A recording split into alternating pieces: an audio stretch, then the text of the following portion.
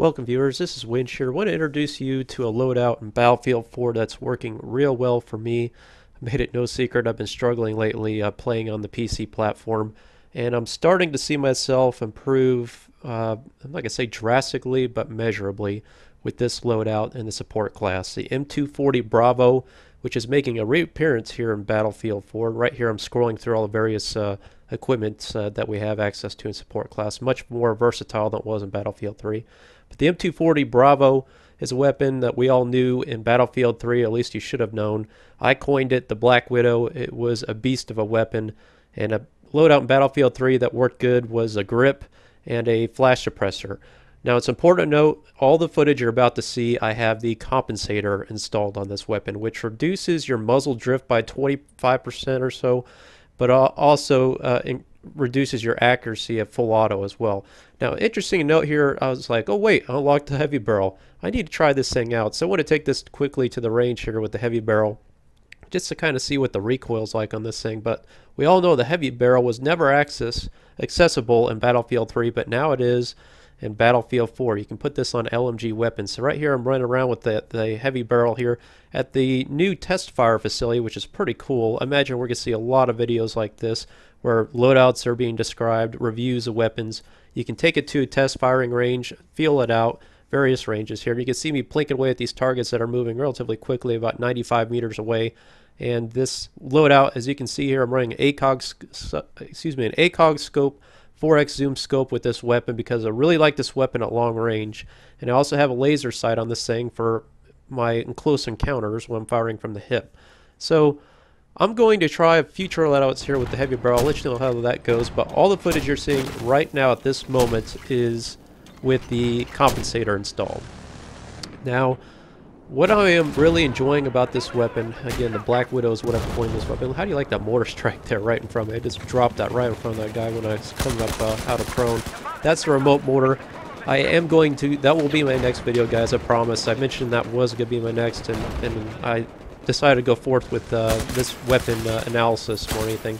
I'm not really calling this official reviews, too early in the game, but I have strong impressions with this gun, and based on all the other weapons I've played with thus far, by far and away I've had the most success with this weapon, simply because of its versatility, its damage, its fire rate works for me. It's not the fastest firing LMG out there, it only fires about 650 rounds a minute, but on the flip side of that, it does an extreme high amount of damage. This weapon, I have dropped people at range, incredibly long ranges with this weapon, almost like a sniper rifle. In fact, I've used, between my experience in Battlefield thus far, between support and recon, that's been the two classes I've been playing with the most.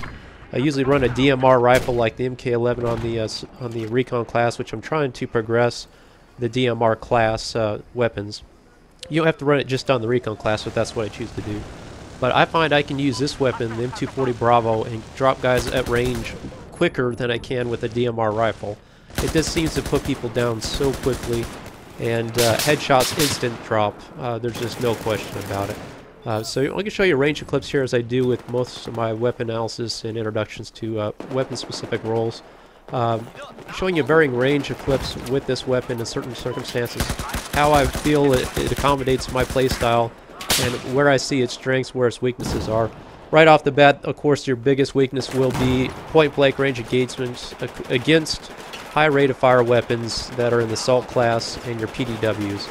Those two categories of weapons really give me the most difficulty. And how you like that C4 spam in there on the domination side? I know, guys, don't light me up with comments, but just want to introduce you all to that little tactic if you haven't seen it yet on Battlefield 4. It's back, putting C4 on the flags.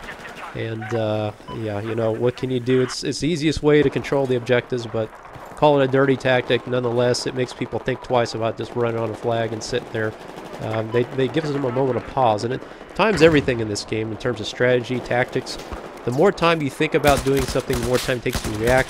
The more time you try to formulate a plan, the more vulnerable you are, the more you can be succumb to enemy fire, and that's just the name of the game in this game. So approach flags cautiously on domination, conquest, objectives, whatever it is, bombs, what have you. bear in mind somebody can sabotage the objective, and it keeps you on your toes. Now, the reason a lot of people don't like ACOG sites, but there's a couple reasons why I like the ACOG site now. First of all, it's for your guys' viewing benefit. I don't know about you, but all the videos I've watched on YouTube is really frustrating me because I'm a viewer just like you are. Everybody that I watch and play and produce YouTube content has a red dot sight. And I don't know about you, but I find it extremely difficult to see what the hell they're shooting at in the videos. So I figure having some kind of zoom scope allows you to see a little bit better in your little mobile devices or whatever you're looking at. Allows you to see what I'm shooting at, and maybe I can get my message across a little bit easier to you. So that's the first benefit. The second benefit is for range shots like this, where you will see me go toe-to-toe here with a sniper in just a moment. And I see this all day long on the battlefield. I'm really pleased with the maps here in Battlefield 4, the layout. I don't have all the names down yet, but all in all, what I'm discovering here is that there's a lot of ranged engagements in Battlefield 4, which I like. I think that's more realistic in a lot of respects. I don't like the Call of Duty point-blank, panic wrap, all this stuff all day long. That's not where I shine. Where I shine is giving myself moments to analyze my surroundings, predict where the enemy's coming. I hate getting caught off guard at point-blank range, so that's where I struggle the most. But here you can see me just drop the guy across the map under suppressive fire, may I add. And I do this all the time with this weapon. Again, the ACOG scope really allows me to reach out and touch somebody. Obviously, burst firing is absolutely critical to controlling the recoil in this, getting your bullets on target. That's a tactic that comes straight from Battlefield 3. A lot of people are criticizing Battlefield 4, saying it's more of some of those effects coming into Battlefield 4, some of those influences. However, all in all, I think the gunplay in this game is very good. I haven't come across anything that's really OP in my opinion.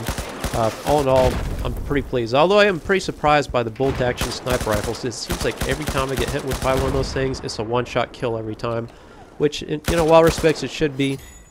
But same point in time, it's also frustrating. It seems like I'm just getting shot in the leg or whatever.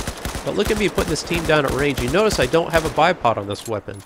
And in Battlefield 3, in this range engagement right here, if you did not have a bipod up on this container, you wouldn't get these bullets on target. So that's a big improvement I've noticed right off the bat with the weapons in general. Battlefield 4 is that the recoil is much more manageable, particularly on support class guns, which they desperately needed.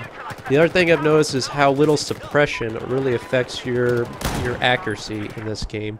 Now, I'm going to show you some examples of how I think the support class weapons, in particular like this one, do dish out a lot of suppression, and I think it really does shut the opposing enemy down in terms of their ability to return fire. I'll show that here. You can probably surmise some of that watching some of these kills that I'm getting. I am just laying out so much suppressive fire, particularly point blank close range engagements. Heavy suppression really inhibits the enemy's ability to return fire accurately on their behalf. But again, this gun, like I say, it does have its weaknesses. This weapon is not that great in close range engagements. I don't want to be in close range engagements, but there's a lot of times where you can just close your eyes, go full auto, and for the most part, this thing will not let you down, except when you run out of bullets in circumstances like this. Now, also to take in consideration with this weapon, there are varying loadouts, like I mentioned. I mean, we can put heavy barrel on this thing, a suppressor. Although that's why I don't want to make this an official review. I have not tried out all those loadouts. Again, all this footage is done just with the compensator on. I think for the moment that attachment seems to be working pretty well for me. I don't know the specifics between comparing the compensator between the flash hinderer, the flash suppressor. I mean, there's so many more attachments now in Battlefield 4. It's just going to take me more time to get down to it. All in all, I think all those options are good. They'd be a good alternative if you don't want to put the compensator on this weapon. The flash suppressor seems to work good. You can just take that straight from Battlefield 3, throw it on. I think it'll work good, last a long time with this weapon. But the heavy barrel is something to take in consideration. I'm going to be interested to see if the recoil consequence that putting that attachment on will outweigh the benefit of basically getting bullets on target. That's what it all rolls down to with whatever weapon you use and roll with. If you can't get bullets on target, if you can't kill your enemy, it's no good to you. I don't care if people preach by it. A lot of people running with assault class right now. The M416 is a real popular weapon, and there's no question right now, from my observations, that gun is just destroying everything. But that's assault, and that, you know, if you look at my battle log right now, I I don't really have no time at all played in Assault, to be honest with you. Very little at all. All my, basically I've unlocked everything in support thus far. I'm already working on the 2nd or 3rd Service Star support. I played Recon, I played a little bit Engineer, but for the most part, this is where I've been really focusing my efforts on support. Again, I'm not going to just stick to one class. I don't preach that at all. I think varying circumstances really depend what you need to be running with. But all in all, like this weapon here, I just rolled up there, dropped several enemies, lost a suppressive fire, and puts you on top. I mean, this gun really, really is good. Now, the MG4 is the last weapon you unlock after this weapon. A friend of mine, Cloud of Truth, is really a big proponent of that gun right now. I tried it out. It was a short-lived love with that gun, and I came back to this. Right now, I think of all the weapons in support class, don't get me wrong, they're all good. The only 2 weapons I haven't played with right now are the M240B, the RPK. But all in all, I'm very pleased with support class. I think it's seen a huge buff in Battlefield 4. And I would argue that this class right now is the most powerful class in Battlefield 4. But again, that's just an early analysis, subject to change. But there's just so much you can do with this class. C4, the mortar strike, which you can see in the next video, will blow your mind, guys, how effective that thing is now. Kind of right back to the early days of Battlefield 3. And you got the Airburst XM5. That thing's got smoke. You can turn into a shotgun in the dark. I mean, there's so many things this class can do. You got light machine guns, you got heavy machine guns. Of course, you can run with your carbines and or your DMR. So, like it or love it, choose your flavor with support class. It runs good. You can run a lot of weapons with this. There's a lot of great equipment with it. I love this loadout, the M240B. I highly encourage you guys to grind through support if you're struggling out there, because having a lot of bullets in your magazine really helps in this game. That's what I find out more often than not. I just simply don't have enough bullets in my magazine to handle multiple enemies. 1, because my accuracy is too bad, and 2, because it's PC gameplay, which, get ready, next-gen console. When you got 64-man servers, even 32-man servers, half that count, there's still so many enemies in these areas that you just need more bullets, and you can never have enough bullets, you know what I mean? Now here's an example of suppressive fire. I spawned right in front of these 2 guys. I'm like, oh gosh, here we go. I'm going to go full auto on these guys, put as many bullets as I can. I don't even care if I'm not getting bullets on this guy, because recons are deadly. If they get 1 bullet on you, you're done. So I keep throwing out bullets to this guy. I don't know where he's at. He's back and forth. There's just tracer around. I'm just going to go full on here, suppress the hell out of him, and solicit the help of my team. Again, that's where I see support class weapons in particular really shining in comparison to other weapons with their suppressive fire. But for the most part, I still feel affected by suppressive fire even from weapons that aren't LMGs, because I can't stand my screen to be blurred. So more often than not, when I showed you the first clip of this footage, I drop down behind cover to shake off suppressive fire any chance I get, because reducing your vertical signature like that really increases your survivability, and I can't shoot what I don't see, so I always try to shake off suppressive fire. And also bear in mind too with support classes that the additional squad perks that you can unlock can increase your suppressive fire by 50%.